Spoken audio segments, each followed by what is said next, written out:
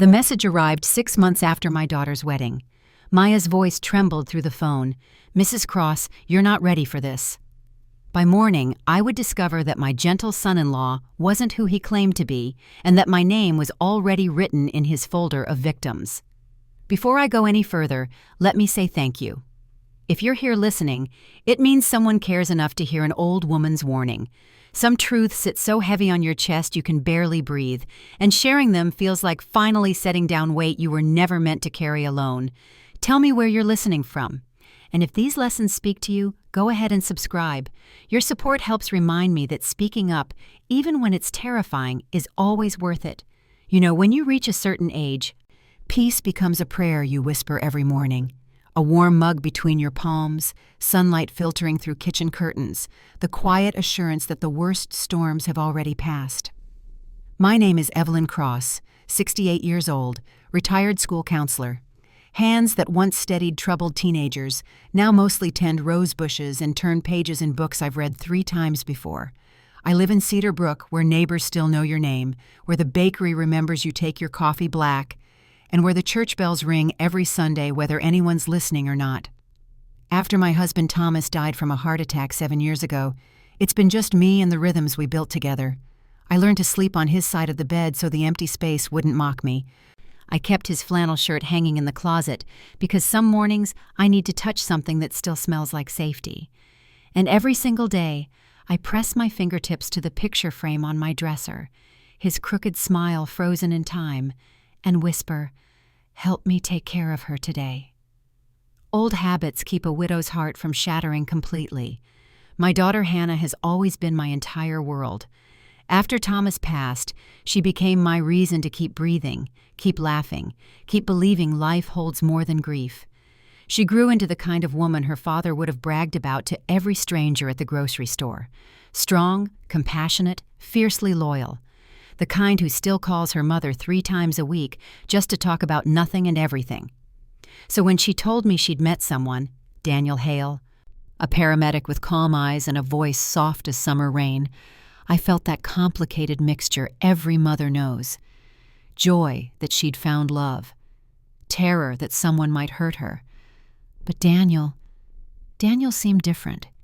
He listened more than he spoke. He looked at my daughter like she was poetry he'd been trying to understand his whole life. He fixed things without being asked. He brought me flowers for no reason. He called me Mom by the 3rd month, not out of obligation but genuine warmth. Their wedding 6 months ago was the kind of day that feels stolen from a dream. An outdoor ceremony beneath a canopy of white lights strung like captured stars. Soft music drifting through the air like a whispered promise.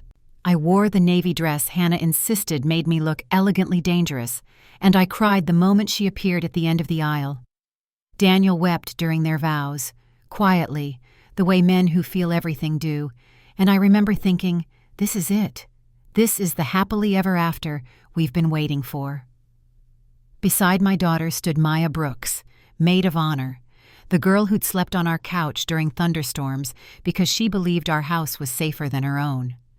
The girl who'd become a second daughter to me over 25 years of friendship with Hannah.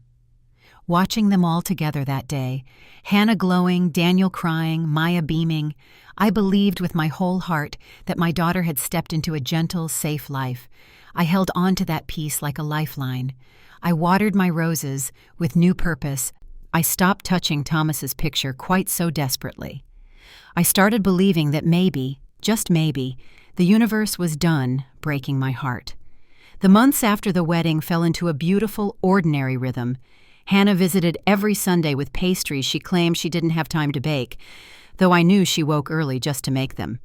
Daniel tagged along, always offering to fix something. My porch light, the loose railing, the squeaky cabinet door I'd lived with for years. They talked about buying a house, adopting a dog, maybe starting a family soon. I watched my daughter's face soften every time she mentioned him.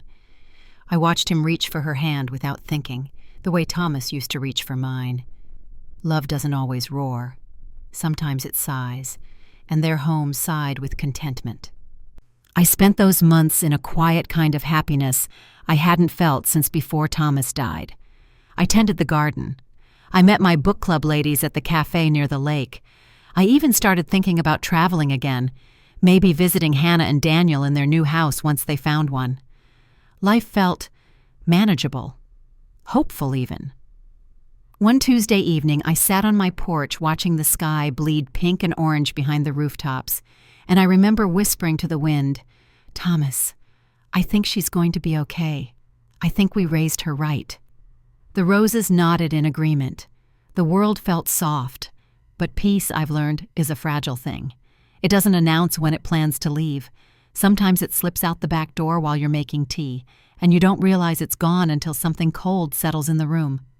That night, my phone buzzed on the kitchen counter. A message from Maya.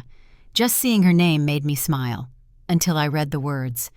"Mrs. Cross, you're not ready for this." 6 words. That's all it took for the warmth to drain from my body like someone had opened a valve. My hands started trembling before my mind could catch up. Another message appeared. "We need to talk." Then another. Not on the phone. And finally, "It's about Daniel."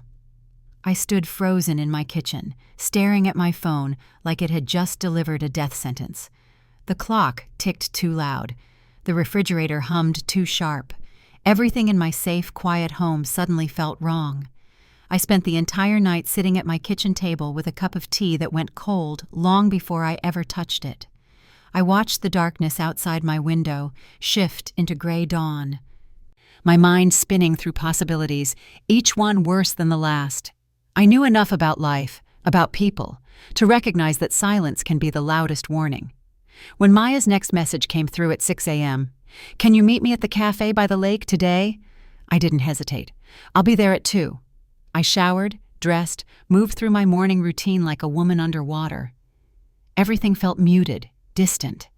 I touched Thomas's picture and whispered, "I'm scared," as if he could still answer. The cafe by the lake was the same one Maya had loved as a teenager because they always added too much whipped cream to everything.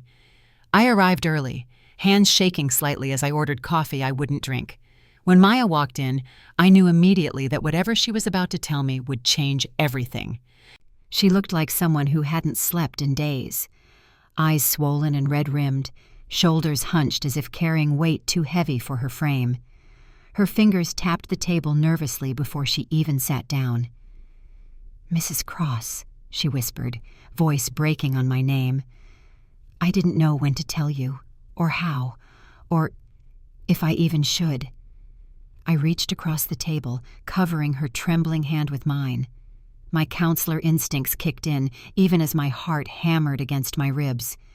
"Maya, sweetheart, whatever it is, just tell me. Tell me what my daughter doesn't know." Her face crumpled, not with tears, not yet, but with guilt so deep it changed the air between us. "I thought he was good," she choked out. "I thought he loved her. I thought—" She stopped, swallowing hard. "I thought you were all safe." Safe. That word hit me harder than I expected. Then she slid her phone across the table, screen glowing with a paused video. "Just watch this. Please." My hands felt numb as I pressed play. The video was dark, grainy, security footage from somewhere industrial, clinical. And there, standing alone in what looked like a storage room, was Daniel, my son-in-law, my daughter's husband, the man who called me Mom. But he wasn't the gentle, soft-spoken paramedic I knew. His voice was cold, calculated, sharp as broken glass. He was on the phone, pacing, speaking in a tone that made my skin crawl. "Phase 2 is almost ready," he said flatly. "The mother trusts me completely now. Access to accounts should be straightforward once we trigger the medical scenario." My vision blurred. My breath caught. In front of him sat a briefcase. Documents, contracts, lists of names, elderly names. Some crossed out, some circled, some marked with dollar amounts. Maya's voice cut through the roaring in my ears. "He wasn't always a paramedic, Mrs. Cross. Before that, he worked with a man who exploited vulnerable seniors. My aunt was one of his victims. I didn't know then. I didn't connect the dots until—" She stopped, tears finally spilling. "Until I overheard him talking last week. And then I found this footage, and Mrs. Cross, she looked at me with eyes full of devastation. The folder he keeps locked at home has your name on it. For a long moment, neither of us breathed. The cafe sounds, clinking cups, murmured conversations, the hiss of the espresso machine, all faded into static. I felt something inside me fold quietly, like a letter someone no longer wants to read. In that video, Daniel wasn't the man who fixed my porch light. He wasn't the man who cried at my daughter's wedding. He was someone else entirely. Someone deliberate. Someone dangerous. Someone who studied lives on paper the way a predator studies prey. I stared out the window toward the lake, watching the water move slow and indifferent. And I understood with terrible clarity. My daughter, my only child, my entire world, was married to a man with secrets deep enough to drown us both. Maya's voice cracked. I don't know if he's planning something now, or if he's trying to escape his past. But whatever it is, you're not ready for it. And Hannah definitely isn't. I turned back to her, my hands no longer shaking. Not from fear, from something colder, steadier. I need to see that folder, I whispered. For myself. Maya nodded, wiping her eyes. We'll get it. But Mrs. Cross... She hesitated, then said softly, Once you open it, nothing will be the same. I stood slowly, gathering my purse, feeling every one of my 68 years settle into my bones like armor. Then let's make sure we're ready for what comes next. That night, I didn't turn on the lights when I got home. The house felt different, not unfamiliar, just watchful, like the walls knew what I'd learned, like the air itself understood something sacred had shattered. I sat in Thomas's chair, the one I usually avoided because it still smelled faintly of him. I pressed my face into the fabric and whispered, I need you. God, Thomas, I need you to help me protect her. Grief isn't always loud. Sometimes it's just a quiet pressure behind your ribs, pushing every time you try to breathe. But somewhere after midnight, as I sat in the darkness of my living room, my breathing changed. Not heavier, cleaner, more certain. I stood, walked to the kitchen, and turned on every single light. Shadows scattered. Clarity remained. And in that bright, unforgiving light, I began to think very carefully. Not about suffering, not about revenge, about protecting what I love. About doing it with wisdom, with strategy, with the kind of strength that comes from years of counseling broken people back to wholeness. Daniel had made one fatal mistake. He underestimated a mother's love, and he underestimated a widow who'd already survived the worst loss imaginable. Grief had finished its work. Resolve had taken its place. But I'm getting ahead of myself. Let me take you back to the beginning, to the moment I first believed my daughter had found safety. To the wedding that felt like answered prayer, to the months of peace before the storm. Because to understand what I'm about to do, you need to understand what I thought I knew. You need to see how carefully he built the lie.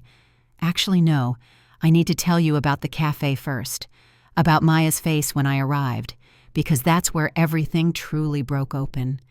The drive to the lake felt longer than it should have. Every red light stretched into eternity. Every turn brought a new wave of nausea I had to swallow back down. I gripped the steering wheel so tight my knuckles went white, and I kept whispering the same prayer over and over. Please, let this be a misunderstanding. Please, let this be nothing.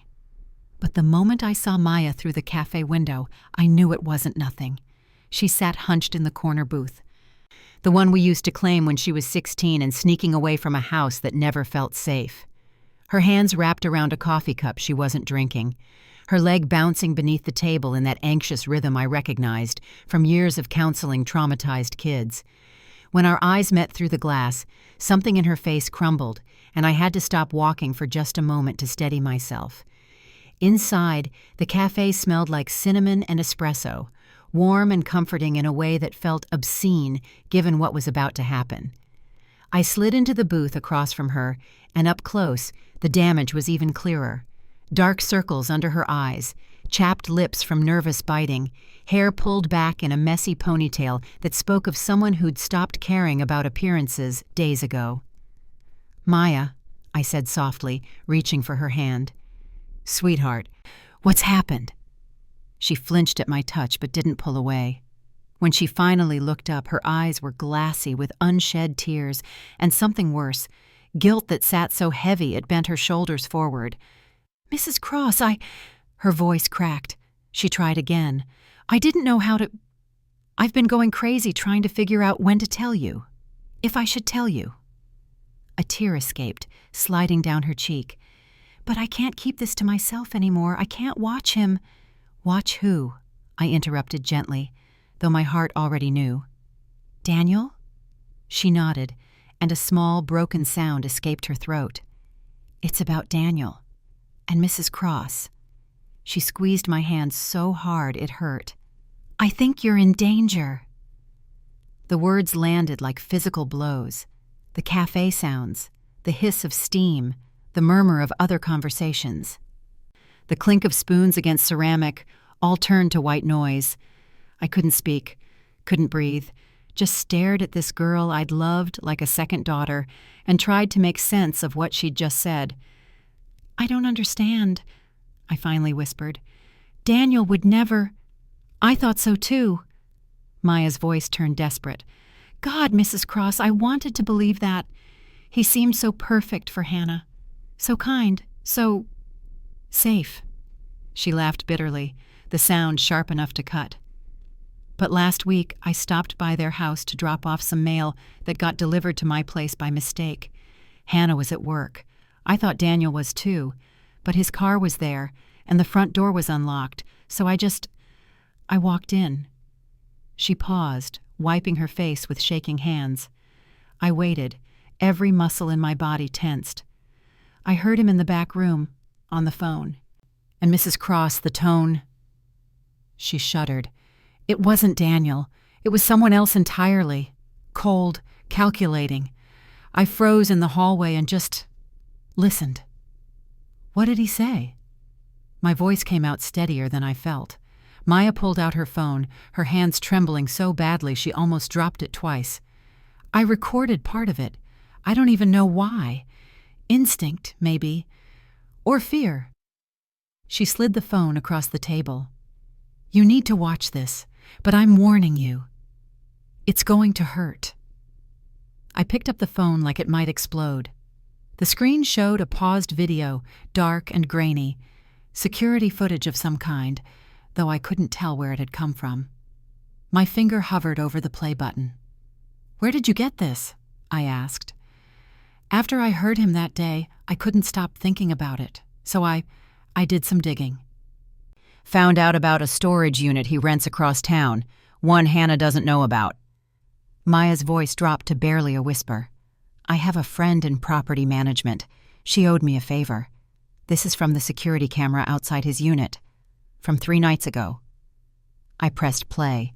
The footage was dim, shot from a high angle looking down into a narrow hallway. A door opened and Daniel stepped out of a storage unit, carrying a briefcase. But it was his face that stopped my heart. Focused, emotionless, nothing like the warm man who'd sat at my kitchen table eating my cookies just days before. He opened the briefcase right there in the hallway, as if checking something. I could see documents inside, neat stacks of papers, file folders, and then the audio kicked in. His voice, cold and mechanical, speaking into a phone pressed to his ear. "Phase 2 is on schedule," he said flatly. "The mother's fully integrated now. Trust is established. Medical access should be straightforward. I've been documenting her routines, medications, vulnerabilities." A pause, then, "No, she doesn't suspect anything. Neither does the wife. They see exactly what I need them to see." My vision blurred. The cafe tilted sideways. He pulled out a folder, flipping it open. Even through the grainy footage, I could see printed pages, highlighted sections, handwritten notes. And there, clipped to the inside cover, a photograph. My photograph. From Hannah's wedding. Evelyn Cross, age 68, widowed, fixed income plus life insurance settlement and pension. Daniel's voice continued, reading from the folder like I was a grocery list. Primary target, secondary asset, daughter's emotional leverage. Estimated timeline, 6 to 8 months before full financial access. The video ended. I sat frozen, the phone still in my hand, unable to process what I'd just witnessed. My son-in-law, the man my daughter loved, the man I'd welcomed into our family, had just described me like a mark, like prey. "Mrs. Cross?" Maya's voice sounded far away. "Are you okay?" I wasn't okay. Nothing was okay. But when I looked up at her, I forced myself to speak calmly, evenly, the way I used to speak to students in crisis when I needed them to trust me. "Tell me everything you know about Daniel, before he met Hannah, before he became a paramedic." Maya swallowed hard, nodding. "That's the thing. I didn't think anything of it at first, but after I heard him on the phone, I started researching. Daniel worked for a company 5 years ago, Elder Care Financial Solutions. It sounded legitimate, but it wasn't. They targeted vulnerable seniors, gained their trust, then systematically drained their accounts through fraudulent contracts and power of attorney manipulation. My stomach turned. "How do you know this?" Her voice broke. "Because my Aunt Carol was one of their victims. She lost everything. Her savings, her home, her dignity. She died thinking she'd failed herself, that she'd been stupid, that it was her fault." Tears streamed down Maya's face now. "I didn't know Daniel was involved back then. He used a different name, Daniel Hernandez. He changed it after the company got shut down. I only found out because I saw an old employee photo from a news article about the investigation." "Did anyone go to jail?" I asked Ratan, though I already knew the answer. "No, they couldn't prove direct fraud. Everyone claimed they were just salespeople who didn't know what management was doing." Maya's voice turned bitter. "They all walked away clean, changed their names, started over, and now Daniel's doing it again. But this time, he's using marriage as his cover." I set the phone down carefully, my hands finally starting to shake. All those months of Sunday visits, all those moments he'd asked casual questions about my finances, my medications, my daily routines. I thought he was being thoughtful, caring. He'd been gathering intelligence. "If my name is in that folder," I whispered, more to myself than to Maya, "then this isn't just a past mistake. It's a plan. An active plan." The words hung in the air between us, heavy as stones. Maya nodded slowly, wiping her eyes. "Mrs. Cross, what are we going to do? If we tell Hannah without proof, he'll deny everything. He'll say I'm jealous or unstable. And she loves him so much she might not believe us. But if we wait, we're not waiting." The steel in my voice surprised even me. I looked directly at Maya, and I saw my own resolve reflected in her frightened eyes. "I need to see that folder, the actual folder with my name on it. I need to know exactly what he's planning.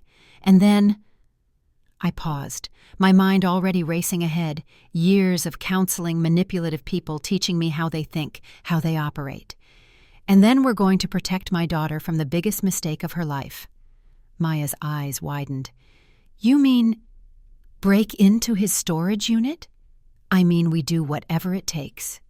I stood up, gathering my purse, every cell in my body now vibrating with purpose. "Can you get me inside that unit?" She hesitated for only a moment before nodding. "Tomorrow night. Daniel works a double shift at the hospital. Hannah's covering an event until midnight. We'll have time." "Good." I touched her shoulder, squeezing gently. "Thank you, Maya, for being brave enough to tell me, for protecting Hannah when I couldn't see the danger." We left the cafe together, stepping out into the afternoon sun that suddenly felt too bright, too cheerful for what we now carried. Tomorrow night, I would see exactly what my son-in-law had planned for me, and then the war would begin. That night, sleep didn't come, didn't even pretend to try. I lay in bed staring at the ceiling, watching shadows from the streetlight outside shift across the plaster like restless ghosts. Every time I closed my eyes, I saw Daniel's face in that grainy footage, cold, calculating, empty of anything human. And then I'd see his other face, the mask he wore so perfectly. warm eyes crinkling at the corners when he smiled, gentle hands fixing my porch railing, that soft voice calling me Mom like he meant it. Which one was real? Or were they both real, and that was somehow worse? Around 2 a.m., I gave up on sleep entirely. I padded into the kitchen, made tea I wouldn't drink, and sat at the table in the dark. The house felt different now, not comforting, watchful, like the walls themselves were holding secrets I'd been too blind to see. Every creak of the floorboards made me flinch. Every groan of the old pipes sounded like footsteps. The familiar had become sinister, and I realized with sick clarity that this was what Daniel had done. He'd infiltrated not just my family, but my sense of safety itself. My mind kept circling back, replaying the past 6 months like a film reel I couldn't stop. All those Sunday visits, Daniel arriving with Hannah, always with a small gift, flowers, my favorite crackers from the specialty store, once a book he thought I'd enjoy. I'd been touched by his thoughtfulness. Now I saw it differently. Each gift had been a deposit in the bank of my trust. I remembered him fixing things, the porch light that had been flickering for months, the loose cabinet door, the squeaky hinge on the garden gate. "Let me take care of that for you, Mom," he'd say. "You shouldn't have to worry about these things." He'd roamed my house freely, room to room, taking mental inventory while I made lemonade, and thanked God my daughter had found such a helpful man. And the questions. Dear God, the questions I'd answered so willingly. "Mom, do you have someone helping you with your finances? I just worry, with all the scams targeting seniors these days." Concern dripping from his voice like honey. "What kind of pension did the school district set up for you? I want to make sure you're getting everything you're entitled to." "Did Thomas have life insurance? I hope he took care of you properly." "Do you have a will? Power of attorney documents? It's so important to have everything organized, especially at your age." At your age. He'd said it so gently with such apparent care, making me feel looked after, making me feel like someone was finally paying attention to the practical concerns of an elderly widow. I'd answered every question, grateful, trusting, stupid. The tea in front of me had gone cold again. I wrapped my hands around the cup anyway, needing something to hold on to, and felt rage building in my chest like a pressure cooker about to blow. How dare he? How dare he look at my daughter with those lying eyes and pretend to love her? How dare he sit at this table, eat my food, call me Mom, all while cataloging my vulnerabilities like a wolf studying a lamb? But beneath the rage sat something worse. Guilt. I should have seen it. Years of counseling troubled kids, manipulative parents, dangerous situations. I'd been trained to spot predators. That was literally my job for 30 years. And yet I'd missed this one completely. Let him walk right past every defense I had because he came wrapped in the package I most wanted to see. Someone who would love my daughter, protect her, give her the life she deserved. I'd been so desperate for Hannah to be happy that I'd handed her to a monster. "Thomas," I whispered into the darkness, my voice breaking for the first time since the cafe. "What do I do? How do I save her without destroying her?" The house stayed silent, but I could almost hear his voice anyway. Steady, calm. The same tone he used when I came home shattered after particularly hard days at school, when I'd failed to save some kid from a terrible home situation. "You can't control what evil people do, Evie. You can only control how you respond, and you've never been the type to let evil win without a fight." He was right. I'd spent 3 decades fighting for vulnerable people. My daughter was the most vulnerable person in my life. And if protecting her meant exposing her husband for the predator he was, then that's what I would do, even if she hated me for it, even if it broke her heart, even if she never forgave me. Better her heart break now than her life be destroyed later. The rage settled into something colder, clearer, more dangerous. I was done being the sweet, naive widow. Daniel had made a critical mistake. He'd assumed grief had made me weak. That age had made me helpless. That loneliness had made me desperate enough to overlook warning signs. He was about to learn how wrong he was. A soft knock on my back door nearly stopped my heart. I jumped, pulse hammering, before I recognized the pattern. 3 quick taps, pause, 2 more. Maya's signal from when she was a teenager, sneaking over after fights with her parents. I opened the door to find her standing in my yard, dressed in black like she was headed to a heist, which I supposed she was. "I couldn't sleep," she whispered, slipping inside. "I kept thinking about that folder, about what else might be in it." She looked at me closely, taking in my rumpled clothes, my unwashed face, my wild eyes. "You didn't sleep either." "Couldn't." I locked the door behind her, then moved to the kitchen table where I'd been sitting in the dark. "I've been thinking about everything, all the signs I missed." Maya sat across from me, her young face creased with worry that made her look decades older. "Mrs. Cross, this isn't your fault. He's a professional. This is what he does." "That's supposed to make me feel better?" I laughed bitterly. "My daughter married a professional con artist, and I gave him my blessing." "You gave him your blessing because he's a master manipulator. That's the point." Maya reached across the table, gripping my hand. "But now we know, and we're going to stop him before he can hurt anyone else." I looked at this brave girl, this woman, really, who'd risked everything to warn me, who'd conducted her own investigation despite her fear, who was willing to break the law to protect people she loved. "When?" I asked simply. "Tomorrow night. Hannah texted me earlier. She's covering a fundraising event downtown. Won't be home until after midnight. And Daniel posted on his Instagram story that he picked up a double shift at the hospital. 12-hour shift, 7 p.m. to 7 a.m. Maya pulled out her phone, showing me the post. Daniel in his paramedic uniform, caption reading, "Long night ahead, grateful to serve." The comments below full of people praising his dedication. I felt physically sick. "We'll need to be in and out fast," Maya continued, her voice taking on a tactical edge that surprised me. "I still have Hannah's spare key from when I house sat last month. The storage unit is the bigger risk. I called my friend again. She can give us 30 minutes starting at 8 p.m. That's when the security guard does his rounds on the other side of the complex." I stared at her. "You've really thought this through." "My aunt died because no one took action fast enough. I'm not making that mistake again." Her jaw set with determination. "But Mrs. Cross, I need to know you're really ready for this." "Breaking into their home, if we get caught, then we get caught." I stood up, feeling something fierce and protective surge through my veins. "That man is planning to destroy my daughter. I don't care about getting caught.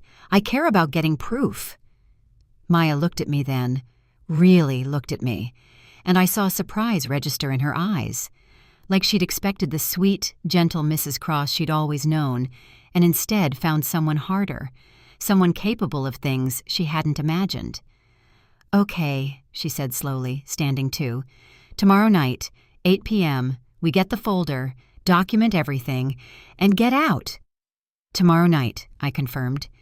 She left the way she came, slipping out into the darkness like a shadow. I locked the door behind her and stood in my kitchen, hands steady now, mind clear for the first time since the café. The next day crawled by like it was moving through mud.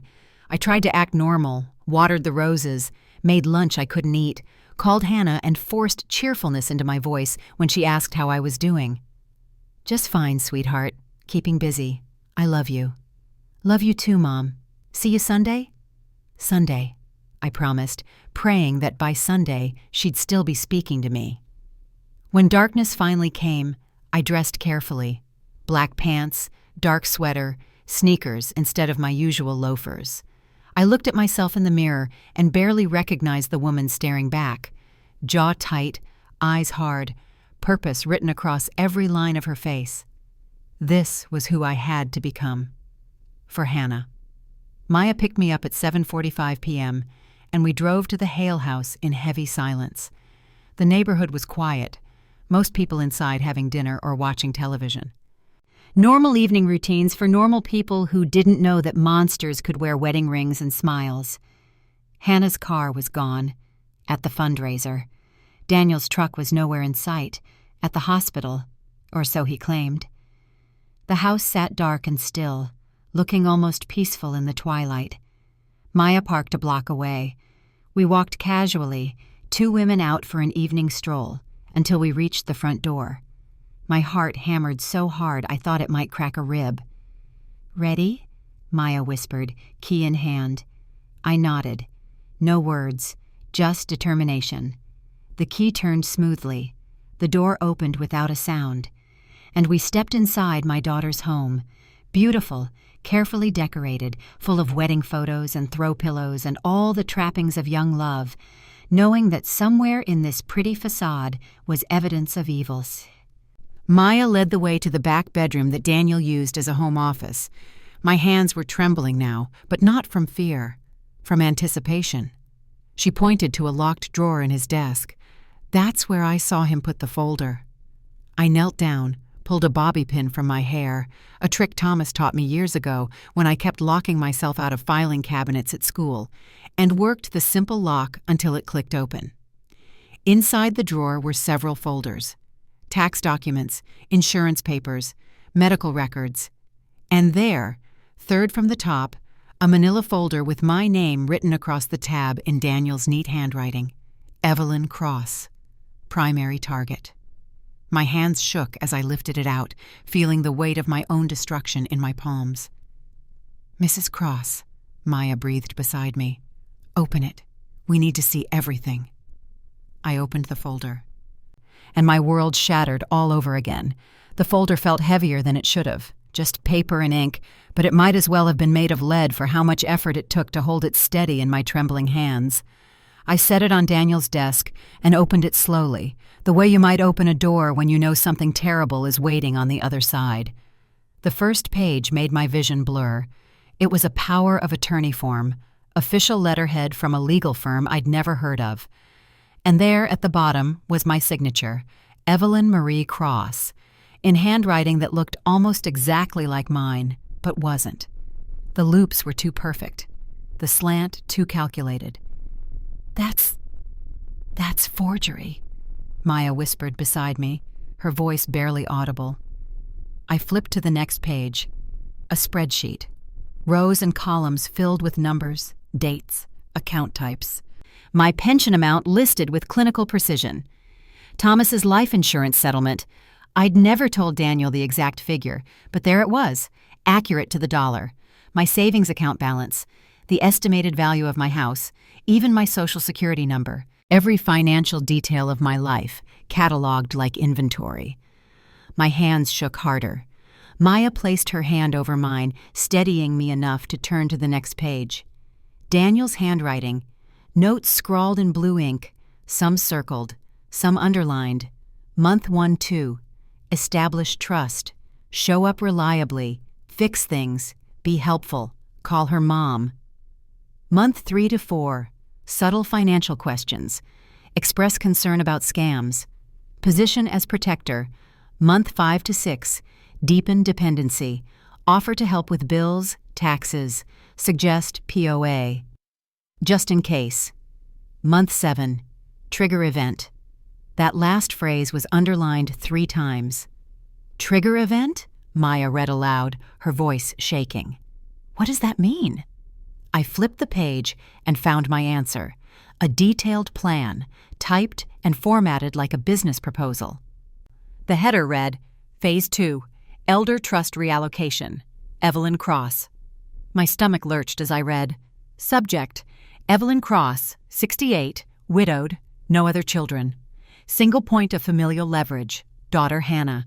No significant medical conditions, but takes blood pressure medication daily. Trusting disposition, emotionally vulnerable post-loss.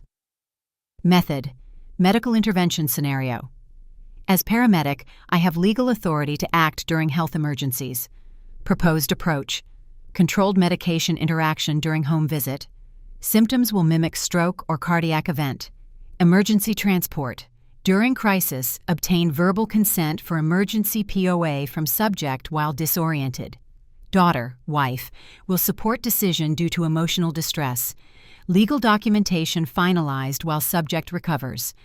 Timeline, 2 to 3 weeks. Account access within 30 days. Full liquidation within 60 days. Risk assessment, low. Subject fully trusting. Daughter unaware. No other family oversight. I couldn't breathe.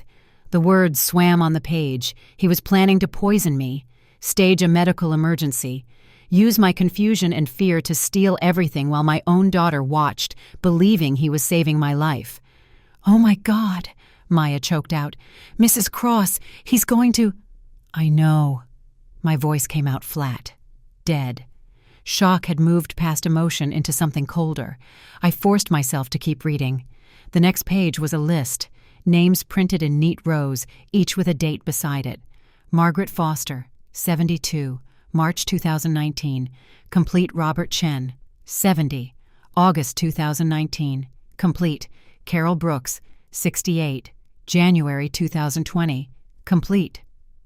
Maya gasped. "That's my aunt, Carol Brooks, that's her." 3 more names followed, each marked complete. Then 5 more names with future dates projected. And there, 7th on the list, my name circled in red ink. Evelyn Cross, 68, December 2024. In progress. "He's done this before," I whispered, the horror finally breaking through my shock. "Multiple times. This isn't a one-time thing. This is his business model." Maya was crying now, silent tears streaming down her face. "My aunt. She didn't just lose her money. She didn't just fail. He killed her. The stress, the shame, the heartbreak. He murdered her as surely as if he'd put his hands around her throat."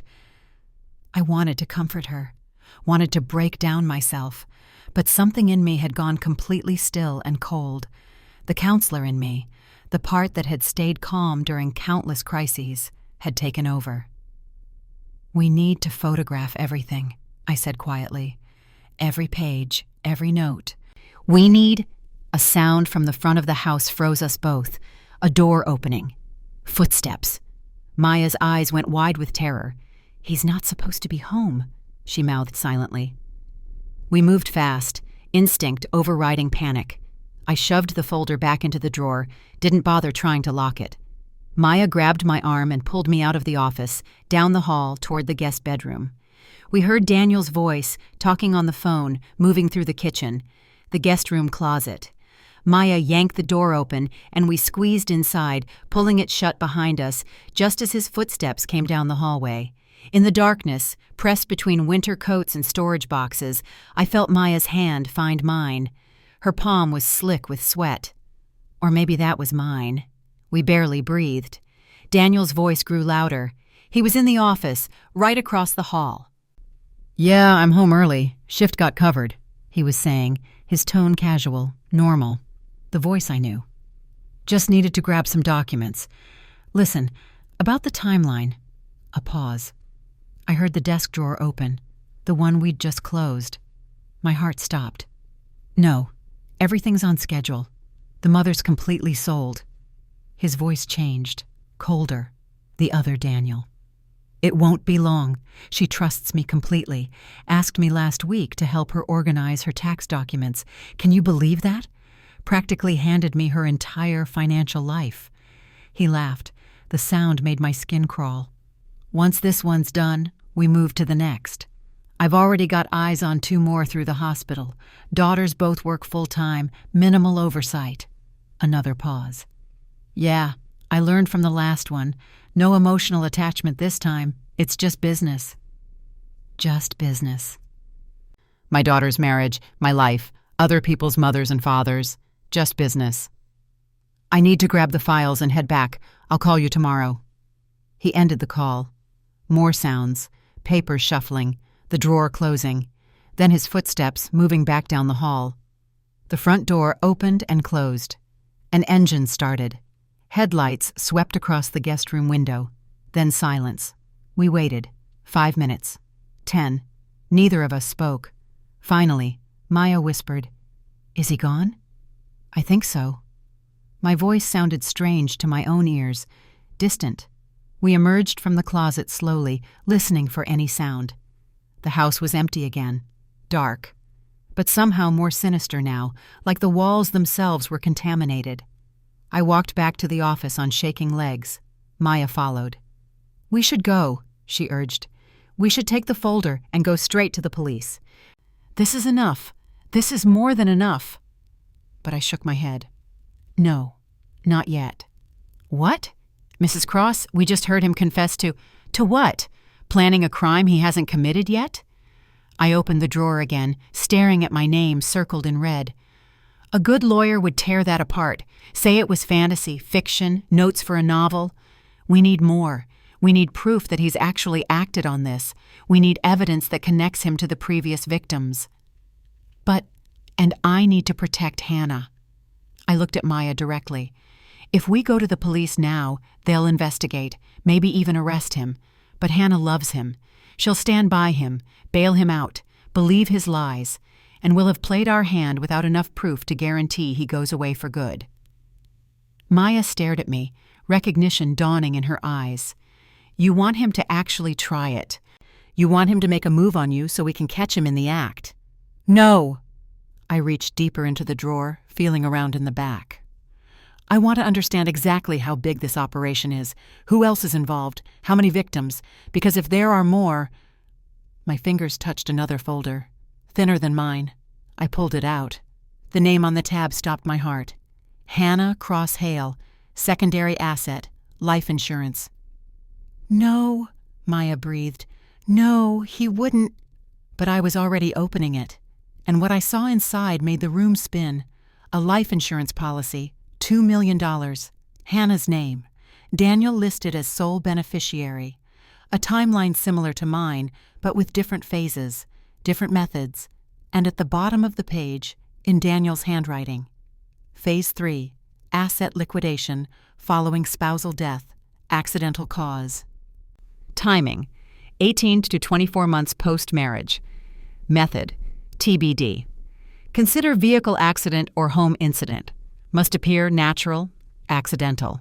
Widow narrative, itsuo sympathy, plus no suspicion. The folder slipped from my hands, papers scattering across the desk. He wasn't just planning to rob my daughter, he was planning to kill her. I don't remember picking up the papers. Don't remember Maya kneeling beside me, her hands gathering the scattered documents while I stood frozen, staring at words that couldn't possibly be real. Phase 3. Asset liquidation following spousal death. My baby. My Hannah. The little girl who used to crawl into my lap during thunderstorms. The teenager who cried on my shoulder after her first heartbreak. The woman who'd walked down the aisle 6 months ago, glowing with hope. He was planning to murder her. Mrs. Cross! Maya's voice sounded far away, underwater. Mrs. Cross, breathe. You need to breathe. I sucked in air, my lungs burning like I'd been drowning. My hands found the edge of the desk, gripping it so hard my knuckles went white.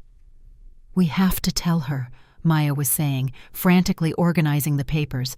Right now. We call her, we tell her everything. We get her away from him. No. The word came out sharp, definitive. I turned to Maya, and whatever she saw in my face made her step back. We document everything first. Every page, every note, every piece of evidence, and then we build a case so airtight he never sees daylight again. But Hannah is at a fundraiser surrounded by people. She's safe tonight. I picked up Hannah's folder with steady hands, my shock crystallizing into something harder, something dangerous. He's not going to hurt her before he destroys me. That's his timeline. I'm the appetizer. She's the main course. Maya stared at me. How are you so calm right now? I wasn't calm. I was the opposite of calm. I was a mother whose child was in mortal danger, and that had flipped some primal switch inside me. Fear had burned away, leaving only cold, crystalline purpose. Get your phone, I said quietly. Photograph every page, front and back. Make sure the lighting is clear. We worked fast. Maya held pages flat while I photographed them with shaking hands that somehow kept the camera steady. Daniel's notes about Hannah filled page after page. Subject assessment. Hannah Cross, 29, event coordinator. Emotionally vulnerable following father's death. Maternal attachment. Strong. Use carefully. Trust issues. Low. Optimistic disposition makes her susceptible to romantic manipulation. Engagement strategy. Be everything her father was: patient, kind, handy. Show interest in her mother. Family integration essential. Isolation phase gradual. Encourage relocation for better opportunities. Create distance from mother without appearing controlling. Timeline 12 to 18 months. Financial positioning. Life insurance policy 2 million. Secured month. 4. She believes it's responsible planning for our future. Beneficiary sole. No contingent listed. Exit strategy. Vehicle accident most reliable. Brake line failure during mountain trip. Widow narrative, young, tragic, sympathetic. Investigation risk, minimal if timing and staging correct. He'd mapped out my daughter's death like a business plan. I photographed the insurance policy, the forged signatures, the timeline charts, the list of previous victims. Carol Brooks's name staring up at me, an indictment of my blindness. If I'd been more careful, more suspicious, maybe I could have prevented this. Maybe Carol would still be alive. Done, Maya whispered. We have everything. I carefully returned the folders to the drawer, arranging them exactly as we'd found them. My hands were steady now, my breathing even. The counselor in me had taken over completely. The part that could compartmentalize trauma, function during crisis, hold steady when everything was falling apart. We left the house as quietly as we'd entered, locking the door behind us. The neighborhood was still peaceful. Porch lights glowing, TVs flickering through windows, normal people living normal lives. We sat in Maya's car for a long moment, neither of us speaking. Then my phone rang. Hannah's name lit up the screen. Maya looked at me, terrified. Don't answer. You can't talk to her right now. She'll know something's wrong. But I was already answering, bringing the phone to my ear, forcing my voice into something resembling normal. Hi, sweetheart. Mom, hey! Hannah's voice was bright, cheerful, slightly breathless. The fundraiser is going amazing. We've already exceeded our goal by $15,000. I wish you could see it. The decorations turned out perfect, and the silent auction is... Mom, you okay? You sound weird. My voice cracked despite my best efforts. I'm fine. Just tired. Long day. A pause. You sure? You never sound tired. You sound upset. I promise, baby. I'm okay. The lie tasted like poison. I'm just so proud of you, for everything you do, for who you are. Mom, you're freaking me out a little. Hannah laughed nervously. What's going on? Nothing. I closed my eyes, fighting back tears. I just wanted you to know I love you. So much. More than anything in this world. I love you too. Her voice softened. Are you sure you're... I'm fine. Go back to your event. Enjoy your success. I'll see you Sunday, okay? Okay, but Mom, if something's wrong, you'd tell me, right? The question nearly broke me. Of course, honey, I'd tell you. Another lie, but a necessary one. I ended the call and let the phone drop into my lap. Maya reached over, squeezing my shoulder as I finally let the tears come. Silent, burning, full of rage and terror and love so fierce it physically hurt. We're going to save her, Maya whispered. I promise you, Mrs. Cross. We're going to save her. I wiped my face, nodding. I know someone, a detective. He retired a few years ago, but I counseled him through his divorce when he was still in high school. He owes me, and more importantly, he'll believe me. Marcus Chen lived 20 minutes away in a small house near the park where he walked his dog every morning. I'd seen him around town occasionally, exchanged pleasantries, but we hadn't had a real conversation in years. When he opened the door at 10 p.m. to find me and Maya on his doorstep, his weathered face shifted from confusion to concern in seconds. Evelyn? What's wrong? I need your help, Marcus, and I need you to trust me when I say my daughter's life depends on it. He let us in without another question. We sat at his kitchen table, another attempt to make sense of horror, and spread out the photographs on our phones. Marcus put on reading glasses and went through each image methodically, his cop face settling into place. No reaction, no emotion. just careful assessment. After 20 minutes, he set down Maya's phone and removed his glasses, rubbing his eyes. "Jesus Christ, Evelyn." "Is it real?" I asked. "Can we use this?" "It's real. The forgery alone is prosecutable. The fraud evidence is solid. The life insurance scheme—" He trailed off, shaking his head. "This is federal. This is organized crime-level predation. But? His eyes met mine, and I saw something I didn't want to see. Doubt. But building a case that guarantees conviction takes time. Weeks, maybe months. Especially if he lawyers up, which he will. And Evelyn, men like this." He gestured at the photos. "Men who kill for money. Who plan this methodically. They don't leave loose ends. If he even suspects you know, he'll accelerate his timeline. Or he'll disappear. Or he'll kill me faster," I finished. Marcus didn't deny it. "We need to involve the FBI, Financial Crimes Division, but you need to be extremely careful. No confrontation. No letting him know you're suspicious. Act completely normal until we have protection in place." "How long will that take?" "A few days, maybe. I'll make calls tonight, but Evelyn—" He leaned forward, his voice dropping. "Can you do that? Can you sit across from this man and pretend you don't know he's planning to murder your daughter?" I thought about Hannah's voice on the phone. Bright, happy, unaware. "I can do anything," I said quietly, "if it means keeping her alive."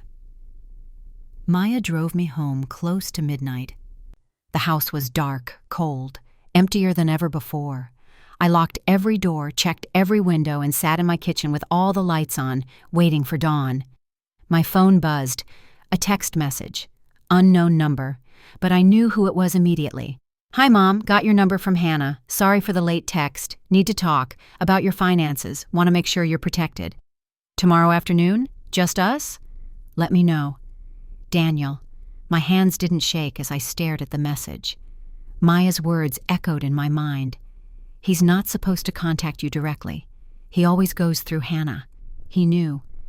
Somehow, he knew something was wrong. I typed back with steady fingers. "Of course. 2 p.m. at my house? I'll make coffee."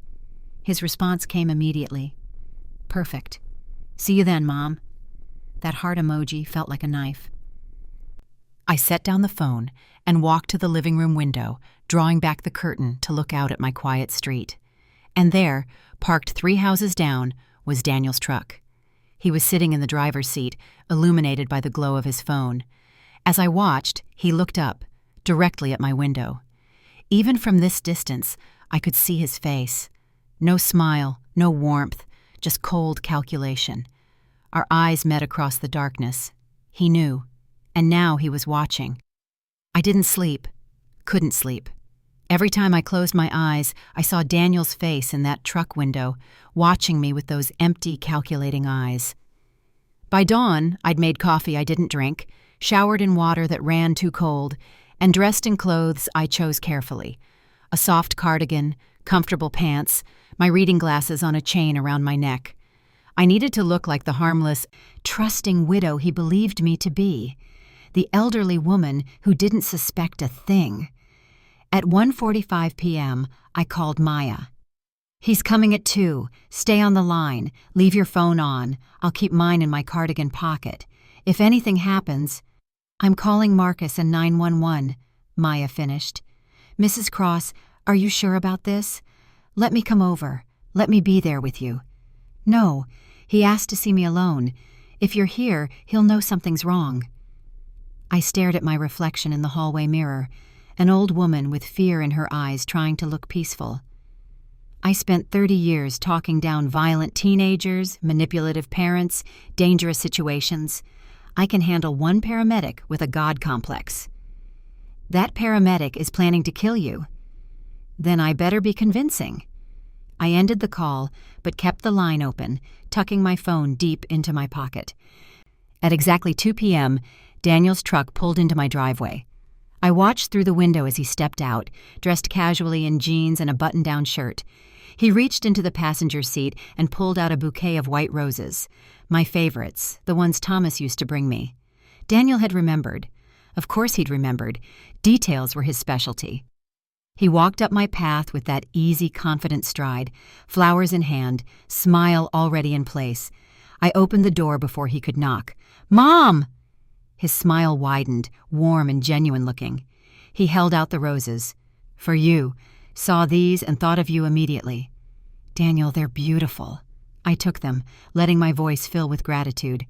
"You didn't have to do that." "Of course I did. Your family." He stepped inside, and I forced myself not to flinch as he leaned in to kiss my cheek. His cologne was pleasant, woodsy, the scent of a predator wearing sheep's clothing. "How are you feeling? You sounded tired when Hannah talked to you last night." So he knew about that call. Had Hannah told him, or had he been listening? "Just a long day," I said lightly, moving toward the kitchen. "Let me put these in water and make us some coffee." "Let me help." He followed me, his presence filling my small kitchen in a way that felt invasive now.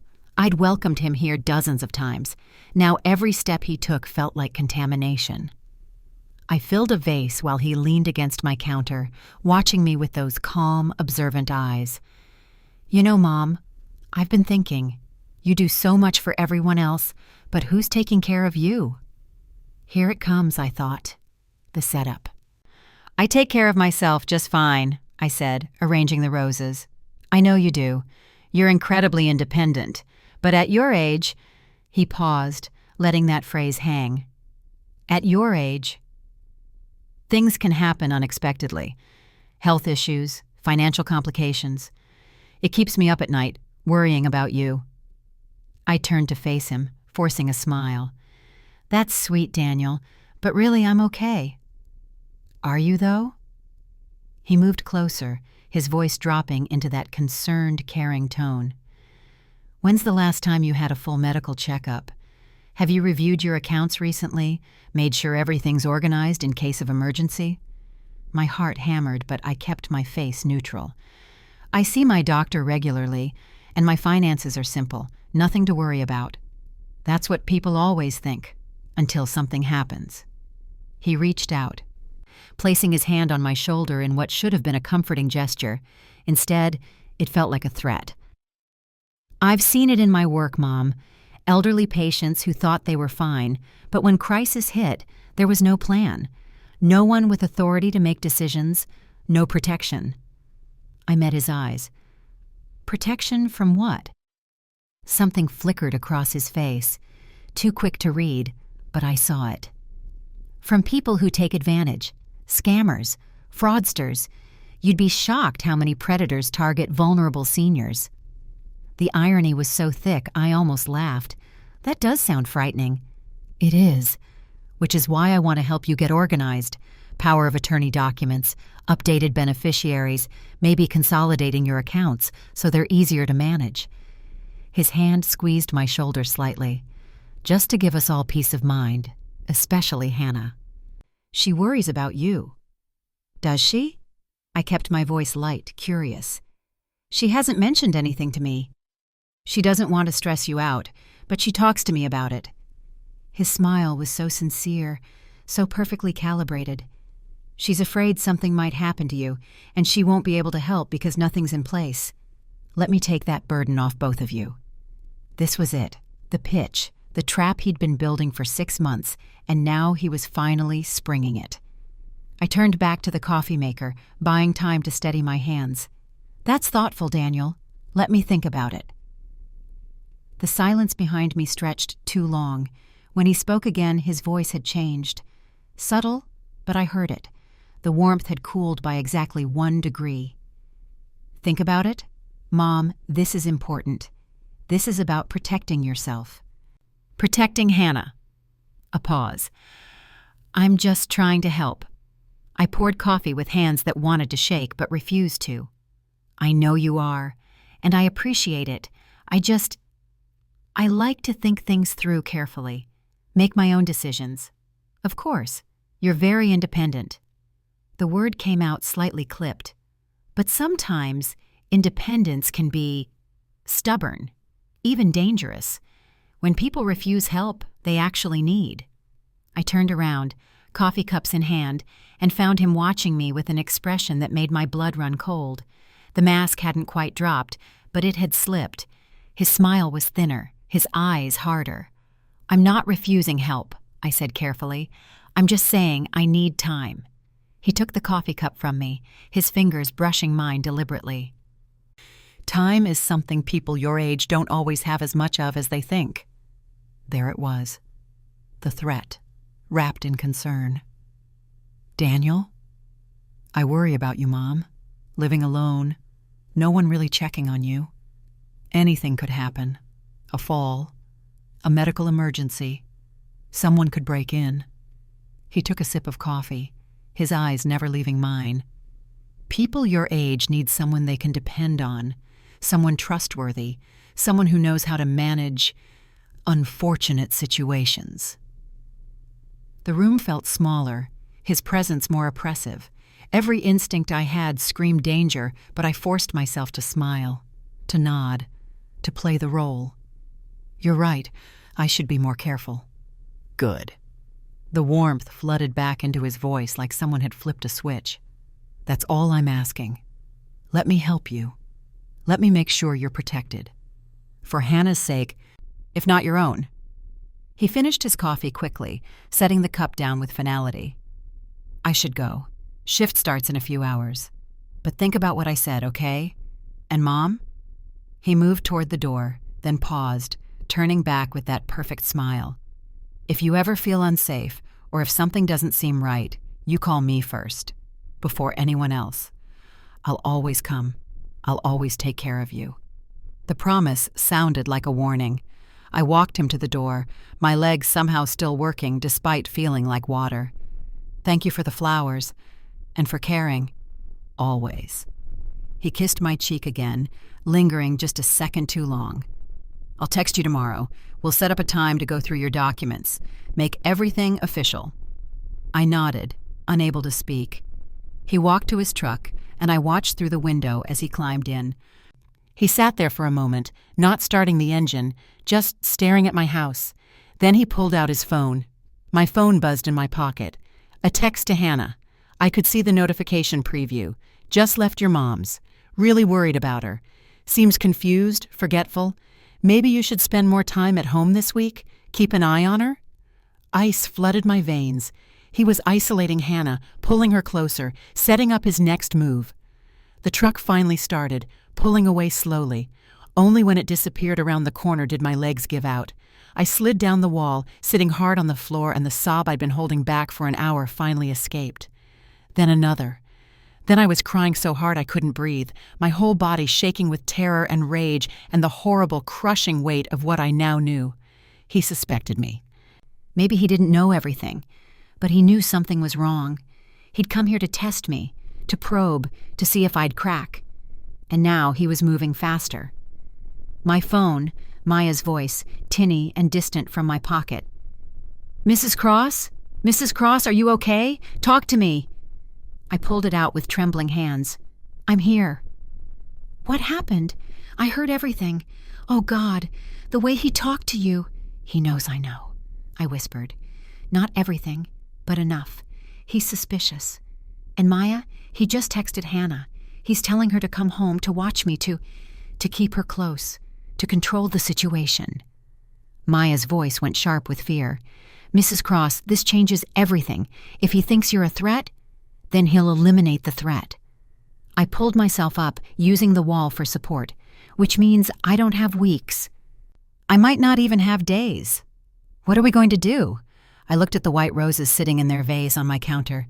Beautiful, perfect, poisonous in their false innocence. "We're going to get Hannah out," I said, my voice steadying as purpose replaced panic. "Before he makes his move, before he hurts her, trying to get to me." "How?" I walked to Thomas's picture, pressing my palm against the frame. "I don't know yet, but I have until tomorrow. That's when he'll text me about organizing documents. That's when he'll try to execute his plan." My phone buzzed again. Another text, this time to me. "Thanks for the coffee, Mom. Let's meet tomorrow afternoon. I'll bring the paperwork. We'll get everything sorted. You'll feel so much better once it's done. Trust me. Trust me. The two most dangerous words he could have chosen. I screenshotted the message and sent it to Maya and Marcus. Then I replied, "Sounds perfect. See you tomorrow." Two could play at this game. But as I stood in my kitchen surrounded by white roses and lies, I realized something terrifying. I had less than 24 hours to save my daughter's life, and Daniel was already 3 moves ahead. Marcus arrived at my house at midnight with Maya and a duffel bag full of equipment I didn't recognize.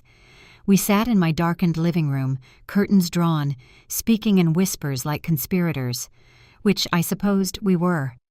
The FBI needs 48 hours minimum to get authorization and resources in place, Marcus said, pulling out a tablet and sketching a rough timeline. But based on Daniel's texts, he's planning to move tomorrow, which means we're out of time. "So what do we do?" Maya asked, her voice tight with fear. Marcus looked at me, his cop eyes assessing. "We get Hannah out, today, before Daniel can execute whatever he's planning." "She won't leave willingly," I said. "She loves him. She trusts him. If I tell her the truth without proof, she'll think I've lost my mind." "Then we don't tell her the truth. Not yet." Marcus pulled recording devices from his bag, tiny things, no bigger than buttons. "We create an emergency. Something urgent enough that she has to come to you immediately. Something Daniel can't argue with." "What kind of emergency?" Maya leaned forward. "Medical," I said slowly, understanding dawning. "He's planning to use a fake medical crisis against me. We use a real one first, beat him to it." Marcus nodded. "Exactly. You call Hannah in the morning. Tell her you had chest pains, went to the ER. You're fine, but the doctors want to keep you for observation, and you need her. Make it sound serious but not life-threatening, emotional, not dramatic. And when she comes," Maya prompted, "we tell her everything, show her the evidence, get her somewhere safe before Daniel realizes what's happening." Marcus pulled out more equipment. "Meanwhile, I'll wire your house. When Daniel shows up tomorrow for your meeting, we record everything, his threats, his manipulation, his confession if we're lucky." "He's too smart for that," I said. "He won't confess to anything on tape." "Maybe not, but he'll show his hand, get angry, make mistakes." Marcus met my eyes. "Men like Daniel, when they lose control of a situation, they spiral, they get sloppy. That's when we catch them." I looked at the clock. 12:47 a.m. In less than 12 hours, I'd be facing Daniel again. This time with my daughter safely away and recording devices capturing every word. "Let's do it," I whispered. We spent the next hour planning every detail. Marcus showed me where he'd hide the microphones, inside picture frames, under furniture, in the kitchen. Maya programmed a group text that would go to her, Marcus, and the local FBI field office the moment I sent a single emoji. "1 click," Marcus emphasized. "That's all you need. We'll be outside, listening, ready to move." "What if he gets violent?" Maya asked the question I'd been avoiding. Marcus pulled something else from his bag, a panic button disguised as a medical alert bracelet. "You wear this, press it, and we come through the door in under 10 seconds. I looked at the small device, my hands shaking slightly as I put it on. It felt heavier than it should have. "Mrs. Cross," Maya said softly, "you don't have to do this. We can just grab Hannah and run, disappear until the FBI, and leave him free to hunt other families, other mothers and daughters?" I shook my head. "No, we end this. Tomorrow. For Carol Brooks. For everyone whose name is in that folder." Marcus squeezed my shoulder. "That's the spirit. Now let's wire this house." At 7:30 a.m., I called Hannah. My hands were steadier than I expected, my voice appropriately shaky. "Mom? What's wrong? It's so early." "Hannah, sweetheart, I'm okay. But I need you." I let my voice crack convincingly. "I had chest pains last night, sharp pains. I drove myself to the ER around 3 a.m. They did tests, EKG, everything. My heart is fine, thank God. But they think it might be stress or anxiety, and they want to do more tests this afternoon, and I just—" A sob, real this time. "I'm scared, baby. I need you here." "Oh my God, Mom, Where are you? Which hospital? I'm coming right now. I'm home now. They released me a few hours ago. But can you come over? Stay with me today? I don't want to be alone. Of course. Of course. I'm getting dressed right now. I'll be there in 20 minutes. Does Daniel know? Should I? Don't worry about Daniel, I said quickly. Just come. Please. I'm on my way. I love you, Mom. I love you too, baby. I hung up and looked at Marcus, who'd been listening through earbuds connected to the wire in my phone. He gave me a thumbs up. Perfect. Believable. Now the hard part. 18 minutes later, Hannah burst through my front door, still in her pajama pants with a coat thrown over them, hair in a messy bun, face pale with worry. Mom! She wrapped me in a hug so tight I could barely breathe. Are you okay? Tell me exactly what happened. Did they give you medication? What did the doctor say? I held my daughter, breathing in her familiar scent, vanilla shampoo and the lavender lotion she'd used since high school, and felt my resolve solidify. This was why I was doing this. This woman in my arms who trusted too deeply, loved too completely, who needed protection even when she didn't know it. Sit down, sweetheart. We need to talk. Something in my tone made her pull back, searching my face. Mom, you're scaring me. What's going on? Is it your heart? Is it serious? It's not my heart. I took her hands, holding them tight. Hannah, there's something I need to show you. Something about Daniel. Her expression shifted immediately. Confusion, then defensiveness. What about Daniel? Please, just look. I pulled out my phone, opening the photos. Maya and I found these in Daniel's office, in a locked drawer. I need you to look at them, and I need you to stay calm, because what you're about to see is going to hurt. Mom, what are you talking about? Why were you in Daniel's office? Why were you going through his things? Her voice rose. This is crazy. You're acting crazy. Is this because of the chest pains? Are you confused? I'm not confused. I opened the first photo, Daniel's notes about her, about me. I'm seeing clearly for the first time in months, and so will you. I watched my daughter's face as she scrolled through image after image, watched the confusion turn to disbelief, the disbelief turn to horror. Her hands started shaking, her breathing quickened. No, she whispered. No, this isn't real. This is fake. Someone's trying to frame him or... Hannah, no! She stood up, backing away from me. I don't know what kind of sick joke this is, but Daniel would never... Her phone rang. Daniel's name on the screen. We both stared at it. Don't answer, I said quietly. She answered anyway. Daniel? Hi, I'm at my mom's. She had some chest pains last night and... I couldn't hear what he said, but I watched Hannah's face change as she listened. Her eyes narrowed, her jaw tightened. Why do you need to know that? She said slowly. Why does it matter if I told you first? A pause. No, I didn't think it was necessary to ask your permission to check on my own mother. Another pause. Longer this time. Daniel, I don't like your tone right now. Whatever he said next made her face go pale. I need to go, she said flatly. I'll talk to you later. She hung up without waiting for his response. What did he say? I asked. Hannah looked at me, and for the first time I saw doubt in her eyes. He said I shouldn't have left without discussing it with him first, that you might be manipulating me, that I'm being controlled. She laughed bitterly. He actually used that word. Controlled. Her phone rang again. Daniel. She silenced it. It rang again. Silenced. Again. Again. Again. Hannah, turn off your phone, Maya said, emerging from the hallway where she'd been waiting. He's going to keep calling. He's going to try to separate you from your mom. Hannah stared at Maya. You knew about this? You both... You went through my husband's things? Do you know how insane this sounds? I know exactly how it sounds, Maya said gently. My aunt thought I was insane too when I tried to warn her about the financial advisor stealing from her. She didn't believe me until it was too late, until everything was gone. Her voice broke. Until the shame killed her. Please don't make her mistake. The room went quiet, except for the buzzing of Hannah's phone, call after call after call.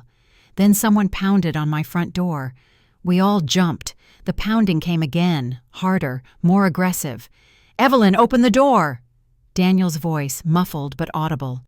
"I know Hannah's in there. Hannah, baby, come out here. Your mother is lying to you!" Hannah's face went white. "Oh my God." "Don't open it," Marcus said from the kitchen, where he was monitoring the surveillance equipment. "Evelyn!" The pounding turned to slamming. "I swear to God, if you're poisoning my wife against me—" Hannah moved toward the door. I grabbed her arm. "No, baby, don't. He's my husband. He's a con artist planning to kill you for insurance money." I held her tight. "Look at the evidence, Hannah. Really look at it. Then tell me I'm lying." The slamming continued. "Open this fucking door! Hannah, get out here right now!" Hannah had never heard him yell like that. None of us had. The mask was coming off, and we could all hear it. The rage underneath the gentleness, the violence underneath the care. "This is the real him," I whispered to my daughter. "This is who he is when he doesn't get what he wants." Hannah was crying now, trembling, her phone still buzzing in her hand.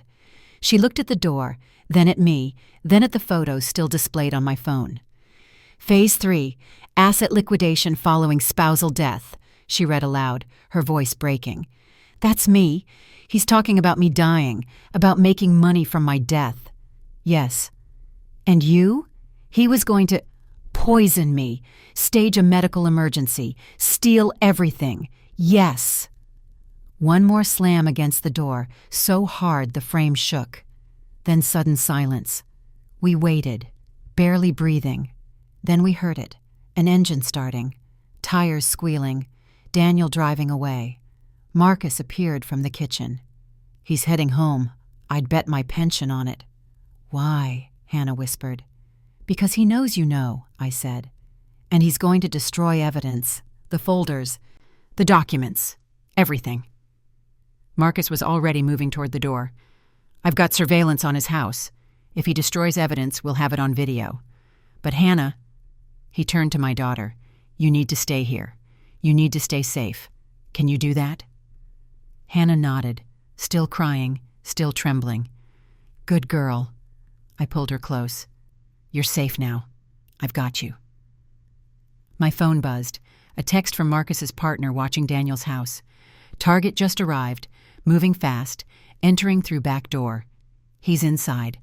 Then, 30 seconds later, he's tearing the office apart, drawers open, papers everywhere. He just found something. He's looking at his phone. Wait. The dots appeared, disappeared, appeared again. He knows the folders are photographed. He just said, "That bitch." He's looking at something on his desk. Something's missing. He knows someone was in his house. Hannah's phone buzzed. A text from Daniel. "Where are they? What did you take? I know you were in my house. You have no idea what you've done. Call me now." Hannah dropped the phone like it burned her, and I knew we'd just moved from careful operation to open warfare. Daniel knew we had evidence, and now he was going to fight back. Marcus worked through the night, transforming my dining room into a surveillance operation. 3 cameras hidden in picture frames, audio recording devices tucked behind curtains, a wire taped to my collarbone, so small I could barely feel it. FBI agents positioned in unmarked vehicles 2 blocks away, waiting for my signal. "Remember," Marcus said as dawn broke, his voice low and steady, "you need him to feel in control, comfortable." Men like Daniel, they love to explain how clever they are. Give him the opportunity, and he'll incriminate himself. Hannah sat on my couch wrapped in a blanket, her eyes red and swollen. She hadn't slept. None of us had. Every time her phone buzzed with another message from Daniel, 17 overnight, she flinched like she'd been struck. The latest one appeared on her screen. "I know you're with her. I know what she's telling you. Baby, please, let me explain. This is all a misunderstanding. I love you. Please don't do this to us." "How did I not see it?" she whispered for the 100th time. "How could I have been so blind?" I sat beside her, taking her cold hand. "Because he's a professional, sweetheart. This is what he does. It's not your fault." "But Dad," her voice broke. "Dad would have seen through him. Dad would have protected me. And your father loved you more than breathing, and he would be so proud of your strength right now." I squeezed her hand. "Today we finish this. For Dad. For Carol Brooks. For everyone Daniel has destroyed." At 2 p.m., exactly on schedule, Daniel's truck pulled into my driveway. Hannah retreated to my bedroom, where Maya waited with her. Marcus gave me one final nod from the kitchen. The FBI confirmed their positions. Everything was ready. I opened the door before Daniel could knock. He stood on my porch looking haggard, desperate, a far cry from the composed man who'd brought me roses just days ago. His hair was uncombed, his shirt wrinkled, but his eyes were sharp, calculating, watching for any sign of weakness. "Mom," he said, his voice strained but attempting warmth, "thank you for agreeing to meet. After yesterday's misunderstanding, I think we need to clear the air. Come in, Daniel." I stepped aside, my hand hovering near the panic button on my wrist. He entered slowly, his gaze sweeping the room like a predator checking for traps. "Where's Hannah? Is she here?" "She's resting, emotionally exhausted. You can imagine why." Something flickered across his face. Anger, quickly masked. "I can imagine what you've told her, yes. What lies you've filled her head with." I gestured to the dining table. "Please sit. Let's talk about family financial legacy. Isn't that why you wanted to meet?" He hesitated, then sat, positioning himself where he could see both doors. "You've been digging into things that don't concern you, Evelyn. Going through my private files, turning my wife against me." "Your files about me? About Hannah?" "I'd say they concern me quite a bit." His jaw tightened. "You don't understand what you saw." "Then explain it to me." I sat across from him, forcing my hands to rest calmly on the table. "Explain the forged power of attorney. Explain the folder with my name on it. Explain the life insurance policy on my daughter that she never mentioned to me. All perfectly legal financial planning. Explain Carol Brooks." The name hit him like a physical blow. His face went pale, then flushed red. "I don't know what you're talking about." "Maya's aunt. One of 8 names on your list, marked complete." I leaned forward. "What does complete mean, Daniel?" His hands clenched into fists on the table. "You have no idea what you're interfering with. Years of work, careful planning. And you, a nosy old woman who couldn't leave well enough alone. Careful planning to rob and murder vulnerable people?" "Rob?" He laughed, the sound bitter and sharp. "I prefer reallocation of underutilized assets. These people, seniors sitting on pensions and life insurance and property they don't need anymore. They're dying anyway. Why shouldn't someone profit from it?" My stomach turned, but I kept my voice steady. "Someone like you? Someone smart enough to see the opportunity. Someone willing to do what others are too squeamish for." He leaned back, and I saw it, the moment his ego overrode his caution. "Do you know how easy it is? A little charm, some patience, access to medical records through the hospital. These lonely widows practically beg for attention, for someone to care. Carol Brooks signed over her accounts with tears in her eyes, thanking me for being so thoughtful. And then she died. Stress-induced cardiac arrest. Tragic but natural." His smile was cold. "Nothing connects back to me. Just another elderly woman who couldn't handle her finances and suffered the consequences." "What about Hannah?" I forced the words past the rage building in my throat. "What were you planning for my daughter?" His expression shifted, something almost like regret crossing his features. "Hannah was supposed to be different. I actually liked her at first. But then I realized, why settle for a middle-class event coordinator's salary when there's a $2 million insurance payout? Plus access to your accounts through her grief?" He shrugged. "Simple cost-benefit analysis. Vehicle accident in about 8 months. Widow narrative plays well. No investigation because I'm the grieving husband who tried everything to save her." You're talking about killing my daughter like she's a business transaction. That's exactly what she is. He leaned forward, his voice dropping. And you? You were always just a means to an end, a stepping stone. Your pension, your savings, your house, all of it sitting there while you water roses and read the same books over and over. What a waste. At least I would have put it to good use. By staging a medical emergency, poisoning me, a controlled medication interaction. You would have been confused, disoriented, signed whatever I put in front of you, perfectly legal once the papers were filed. And if you'd gotten difficult, he smiled. Well, elderly patients decline all the time, especially after traumatic medical events. The room felt too small, too hot. Why tell me this? Why confess?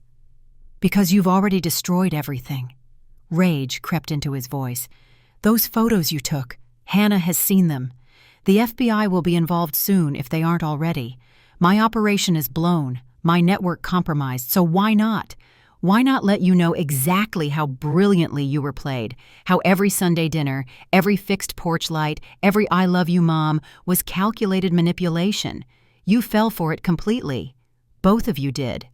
You changed your name, changed careers, all to exploit vulnerable people. I adapted. Daniel Hernandez became Daniel Hale. Sales consultant became paramedic. Much better access, much more trust. Evolution. He stood abruptly. But you've ended that. So now what, Evelyn? You've won. You've saved your precious daughter. Congratulations. Now? I stood too, meeting his eyes without flinching. Now you pay for what you've done. The dining room door opened.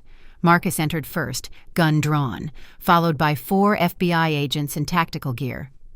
Daniel Hale, you're under arrest for conspiracy to commit fraud, forgery, elder abuse, and conspiracy to commit murder. Daniel's face went white. He spun toward me, realization dawning. You recorded this. You set me up. He lunged. I pressed the panic button. Marcus moved like lightning, intercepting Daniel and slamming him face first onto my dining table. The agents swarmed, weapons drawn, shouting commands. Daniel struggled, screaming, his careful mask completely shattered. You don't understand. I made these people useful. I gave their meaningless lives purpose. That bitch Carol was dying anyway. They're all dying. I just accelerated the timeline. You have the right to remain silent, Marcus said calmly, snapping handcuffs on Daniel's wrists. I strongly suggest you use it. Hannah emerged from the bedroom, Maya supporting her. My daughter's face was paper white, her whole body trembling as she watched the man she loved being arrested on our dining room floor. Daniel saw her. Something in his expression shifted. Not quite remorse, but maybe its shadow. Hannah, baby, I did love you. Part of me did. You have to believe. Get him out of here, I said quietly. They dragged him toward the door. He fought every step, screaming obscenities, accusations, threats. His voice echoed through my house, this sanctuary that he'd violated with his presence, until finally the door closed and silence returned. Hannah's legs gave out. I caught her before she hit the floor, wrapping my arms around my daughter as she sobbed. Deep, wrenching sounds that tore pieces from my own heart. She clung to me like she had as a child during thunderstorms, and I held her just as tightly, whispering the same words I'd whispered then. You're safe now. I've got you. You're safe. But as Maya knelt beside us and Marcus quietly collected the recording equipment, I felt a cold certainty settle into my bones.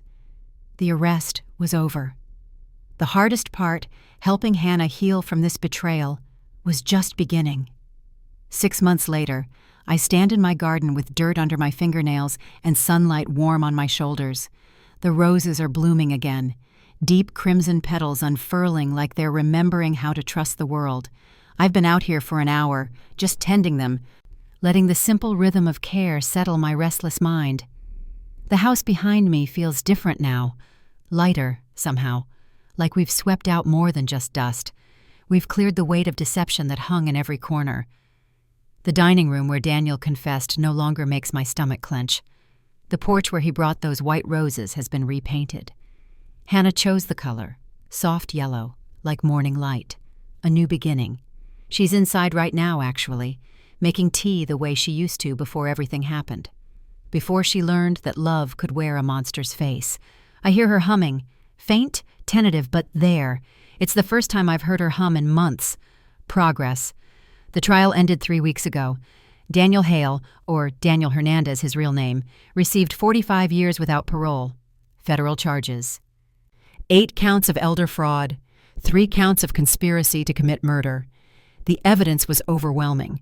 Our recording, combined with forensic accounting and testimony from 2 of his previous victims' families, left no room for doubt. Hannah didn't attend the sentencing. Her therapist advised against it, and I agreed. She's already given that man too much of herself. He doesn't deserve another moment of her time, not even for closure. Maya appears around the side of the house carrying grocery bags. She's been staying in the guest room twice a week. Not because I need the help, but because we need each other. She's become the daughter I never had in blood, but always had in heart. Some families are chosen, not born. "Mrs. Cross, I got those bulbs you wanted," she calls, setting the bags down. The lady at the nursery said to plant them before the frost. Also, Hannah texted, "She's bringing lunch from that deli you like." "You spoil me," I say, straightening with a groan that reminds me I'm 68 and my knees remember it. "Someone has to." Maya grins, then her expression softens. "How are you doing?" "Really?" I look at my roses, at my house, at this girl who risked everything to save us. "I'm okay. Some days are harder than others, but we're healing, all of us." "Even Hannah?" "Especially Hannah." I pull off my gardening gloves. Therapy is helping. She's learning to trust her instincts again, to forgive herself for not seeing what none of us saw. Maya nods, her eyes distant. "My aunt never got that chance. The shame killed her before she could heal." "I know, sweetheart." I touch her arm gently. "But we're ending that cycle. Daniel is behind bars. The FBI shut down his entire network. 6 other operatives arrested, dozens of victims identified. Your aunt's name will be cleared publicly. The lawsuit settlements will restore what was stolen from her estate. It won't bring her back. No, but it honors her memory, and it saves the next family from suffering what we did." The back door opens, and Hannah emerges, carrying a tray laden with sandwiches, sweet tea, and those butter cookies from the bakery near the lake. She looks thinner than before. Grief carved away the softness in her face, but her eyes are clearer now, present. "Lunch is served," she announces, setting the tray on the patio table. Then she sees my roses and smiles, small but genuine. "Mom, they're beautiful." "The red ones especially." "Your father planted those," I say, "the year you were born. He said every daughter deserves roses." Hannah's eyes well up, but she doesn't look away. "I wish he was here. He is, baby. In every lesson he taught us, in every moment, we choose love over fear." I pull her into a hug, and she lets me hold her, really hold her, for the first time in weeks. "He'd be so proud of you, of your courage, of your healing." "I don't feel very courageous," she whispers. "I feel stupid, naive." "You feel human, and that's exactly what you should feel." I pull back, meeting her eyes. "Hannah, evil hides behind gentle hands and soft voices precisely because we want to believe in goodness. That's not stupidity, that's hope. And hope is never wrong, even when it's betrayed." We sit together, the 3 of us, eating sandwiches and talking about ordinary things, Maya's new job, Hannah's decision to move back in with me temporarily. The book club meeting next week where I'm finally ready to face my friends again. Normal conversation, normal life, the kind of peace we almost lost. Later, after they've both gone, Maya to her apartment, Hannah to her therapy session. I stand in my living room holding a dust cloth I don't really need. The house is quiet in that full, satisfied way that means safety has returned. I walk to my dresser where Thomas's picture sits, the frame worn smooth from years of my fingers tracing its edges. His crooked smile looks back at me, frozen in time, but somehow still present. We did it, I whisper, pressing my palm flat against the glass. She's safe now. They're both safe. I kept my promise. The house creaks, old bones settling. And for just a moment, I swear I feel him here. Not as a ghost, but as a memory so strong it becomes presence. You did good, Evie. You protected our girl. I close my eyes, letting tears come freely now. Good tears. Healing tears. When I open them again, I notice something I've been meaning to address for weeks. On my phone, recording app still open from when I started documenting everything for you, for anyone who might listen and learn. I sit down in Thomas's chair, the one that still smells faintly of him, and I speak directly to you now, to whoever's been listening to this old woman's story. Thank you. If you've stayed with me this far, through all the fear and heartbreak and small victories, thank you. Your attention means someone cares enough to hear warnings that others might miss. Someone cares enough to protect the vulnerable. Someone cares enough to say, this will not happen again, not on my watch. I pause, gathering my thoughts. Let me ask you something.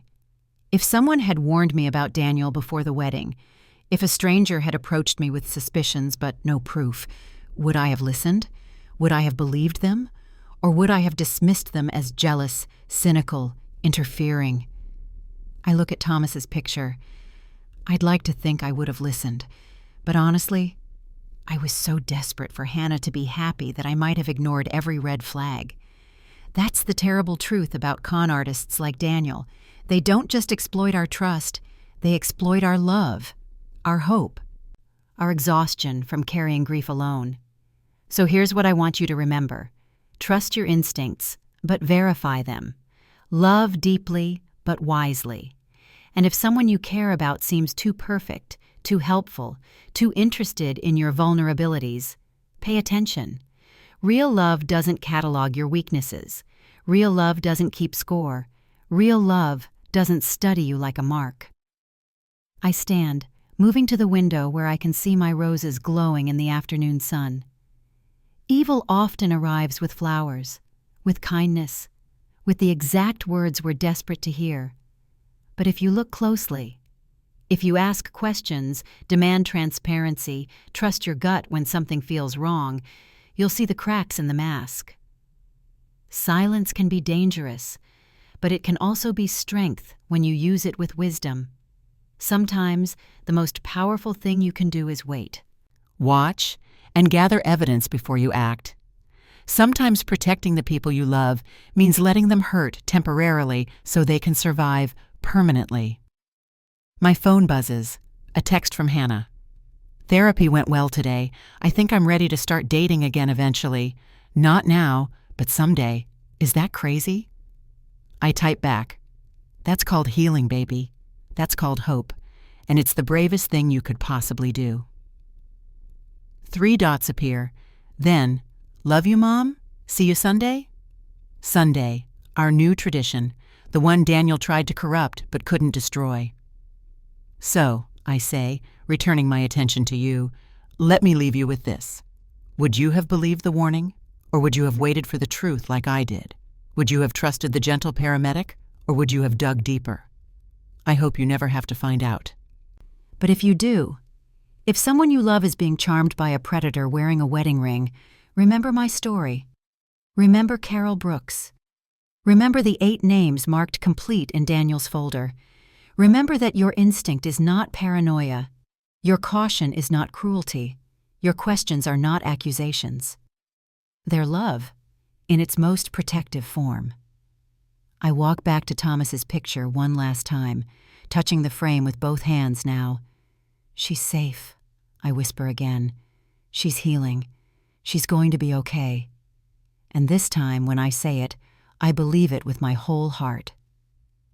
The sun sets through my kitchen window, painting everything gold. Maya will return tomorrow to help plant those bulbs.